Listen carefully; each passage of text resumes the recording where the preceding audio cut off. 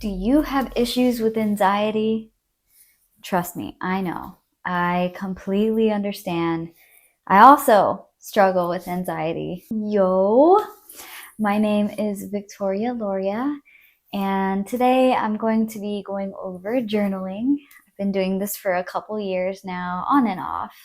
I started off with Bible journaling, and then I moved on to a more creative approach where I come up with things and just write it in my journal. Anxiety is real, let me tell you.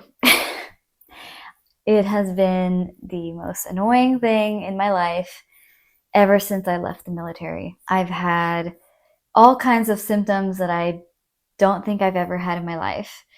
For example, this deep feeling in my chest that makes my entire chest just have a lot of pain, and my heart area just it hurts. It hurts really bad. Different people have different symptoms. We have all kinds of things. I've gone to the hospital because I thought it was, having a heart attack, but the reality is anxiety can do crazy things to your body, which is why it is extremely important that we hunker down and take care of our well-being, take care of our mental health, our physical health, spiritual health, emotional health.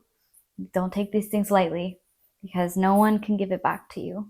It's one of those things that when you know you're having a trigger, you need to act. You need to make a change. You need to take a break. You need to pinpoint exactly what is going on, which is why journaling makes it a lot easier to let these things out. If you don't have anyone that you want to talk to about it in particular, you can always just get out these feelings through journaling. And I'm not saying that this is a fix. It's just something to supplement other ways to fix. Negative effects of anxiety: it lessens your life. It's one of the leading causes of heart problems and many other health issues. It's a really big deal, and we have to start taking care of ourselves better. Everyone has issues. Journaling just I feel really helps me center my thoughts. And I tend to over dramatize things. I tend to blow things up over proportion just because I'm upset. But then when I write it down in my journal and I start to realize, like, oh, okay, this is actually not that bad. It's actually not as bad as I made it seem. And sometimes it is really bad. And sometimes you just have to journal it to be able to help yourself. A couple ways that I typically journal, you'll see it when I start journaling, but I usually come up with a prompt, something that will get me to actually open up. And then I also discuss in my journal what I can do to mitigate that trigger so that it's not as bad. Of course, my kitty has to be here. It's really important to control a lot of the ways we feel, because you can work yourself to death, literally, if you don't take care of yourself. If you're not taking these little steps and just taking a step back to make sure that your health is okay. We're gonna do 5 minutes of journaling. And by the way, I have the cutest little stickers. Got some SpongeBob stickers from Wendy's. And then these are all stickers that my husband and I made. Got some Victoria Loria art from my business. I love using stickers while I journal because it's just so much fun. I would say my favorite sticker right now is probably this one. It's just a little fish and a shark. Stickers just make the experience so much more fun. And you can also draw inside your journal. You can color. I love to color. I love to doodle and color. And just the fact that nobody ever sees it, just you, makes it even better. It's even more of a relief. Here's my little journal. So the prompts that we're going to be working on for about 5 minutes, it's going to be, what are you currently worried about regarding the future? And the second thing that we are going to write about is, think of one self-care action you could do when your trigger springs about. Anything. This could be anything. This could be taking a bath, or just taking a step outside and taking a breath, or drinking water. Self-care is really looking at the things that bring us joy and the things that are healthy for our body. So I'm gonna go ahead, put a timer on, 5 minutes, and go.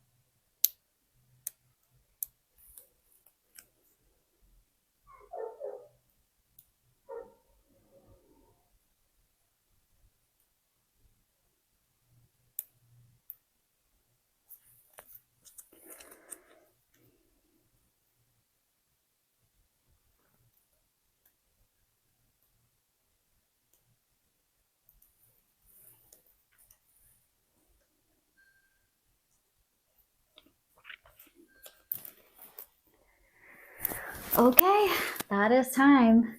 I I was seriously struggling trying to get the wrapper up a sticker. But I got one.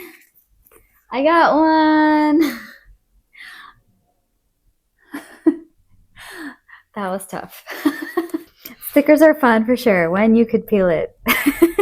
Okay, so I discussed just all my worries, really. I tend to have a hard time to stay in the present. I'm always somewhere in the past or I'm somewhere in the future, mostly the future. I wrote that I was worried about going out of business. I was worried about my book being unsuccessful. I'm worried about just making sure that my relationship stays healthy, happy, as it always has. I wrote that I'm going to get my mind back from wherever it is, either the future or the past, and bring it back to the present moment. And the way I usually am able to do that is realize that, hey, you're overthinking. I either need to get up, I need to go do something else, go outside, breathe some fresh air, or put some water on my face. That tends to help. But mostly it's just shifting my mind. Like, okay, I'm overthinking. Just try to think of the present moment, because the present moment, it's not, there's nothing going on, really. It's nothing. It's just when I think of the future or I think of the past, I get like stirred up. I get triggered. One advice that I got online was to, when you lay in bed, don't think words, don't think anything. Try not to, but think in images. When you think in images, that tends to bring perspective to the things that you love.